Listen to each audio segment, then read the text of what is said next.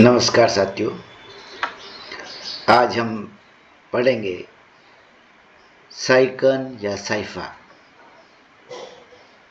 साइकन या cipher Porifera संघ में अंतर्गत आने वाली कैलकेरिया क्लास का एक एग्जाम्पल है। ये एक सामान्य स्पंज है। यदि हम इसके वर्गीकरण के बारे में बात करें तो फाइलम पोरीफेरा। पोरीफेरा के अंतर्गत ऐसे छिद्रधारी जंतु आते हैं जिनके शरीर का संगठन कोशिकीय कोटि का होता है। ये असममित या अरीय सममिति वाले होते हैं। वर्ग क्लास कैलकेरिया, क्योंकि इन जंतुओं पर कैल्शियम कार्बोनेट की कंटिकाएं उपस्थित रहती है। और कैलकेरिया क्लास का ऑर्डर हेटेरोसेला, क्योंकि इसमें आंतरिक वलनों का बना हुआ साइकनी स्पंज होता है। इसका प्रारूप साइकन है, इसे साइफा भी कहा जाता है। तो क्लासिफिकेशन हो गया हमारे पास phylum porifera, class calcarea, order heterocoela और जीनस साइकॉन। हैबिट और हैबिटेट, स्वभाव एवं आवास।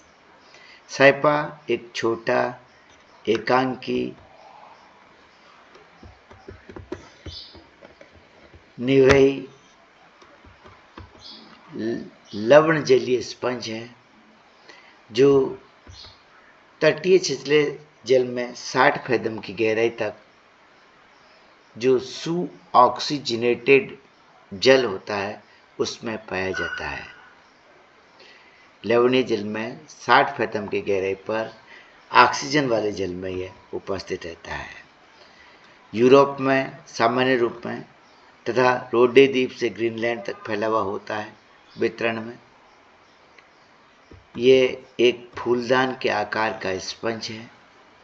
इसकी लंबाई 20 से 25 मिलीमीटर तथा व्यास 5 से 6 मिलीमीटर तक होता है।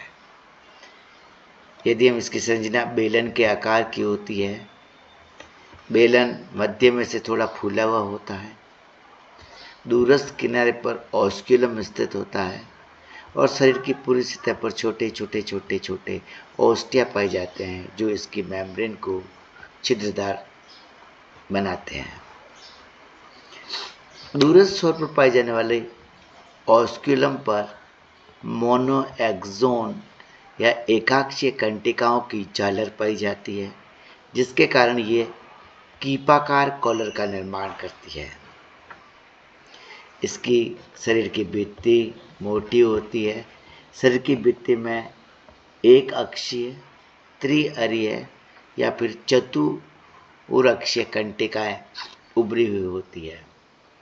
शरीर में बाहर की ओर पाई जाने वाले एपिथेलियम को डर्मल एपिथेलियम या चर्मीय उपकला कहा जाता है। मध्य में मेसेनकाइम और अंदर की ओर स्पंज गुहिका का स्तर बनाती हुई एक चपटी उपकला होती है। स्पंज गुहिका बाहर की ओर ऑस्क्यूलम के द्वारा खुलती है। इसमें साइकॉन प्रकार का या साइकोनोइड प्रकार का नाल तंत्र पाया जाता है। साइकोनोइड प्रकार के नाल तंत्र में जो कोएनोसाइट्स या कीप कोशिकाएं होती है वो रेडियल केनाल्स तक ही सीमित रहती है। जल की धारा के मार्ग को यदि हम देखें तो जल की धारा इसमें इन छोटे छोटे ओस्टिया के द्वारा प्रवेश करती है। ओस्टिया से जल प्रोसोपाइल्स के द्वारा रेडियल कैनाल में आ जाता है और रेडियल कैनाल से एपोपाइल्स के द्वारा स्पंज गुहिका में आ जाता है और स्पंज गुहिका से ऑस्क्यूलम के द्वारा बाहर निकल जाता है। इस प्रकार साइकोनोइड प्रकार के नाल तंत्र में जल ओस्टिया के प्रोसोपाइल्स से रेडियल कैनाल में, एपोपाइल्स से स्पंज गुहिका में और ऑस्क्यूलम से बाहर निकल जाता है। जल की धारा पोषण, श्वसन, उत्सर्जन आदि क्रियाएं संपादित करती है। साइफा या साइकॉन एक हर्माफ्रोडाइट जंतु है।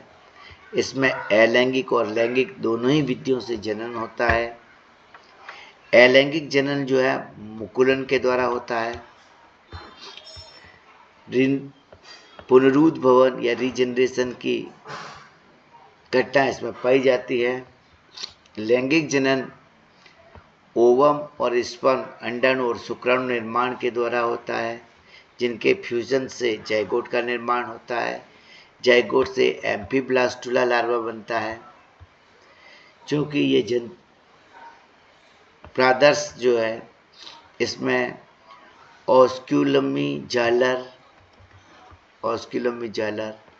ओस्टिया, शरीर पर ओस्टिया पाए जाते हैं और साइकॉन प्रकार का नाल तंत्र पाया जाता है, इसलिए साइकन है।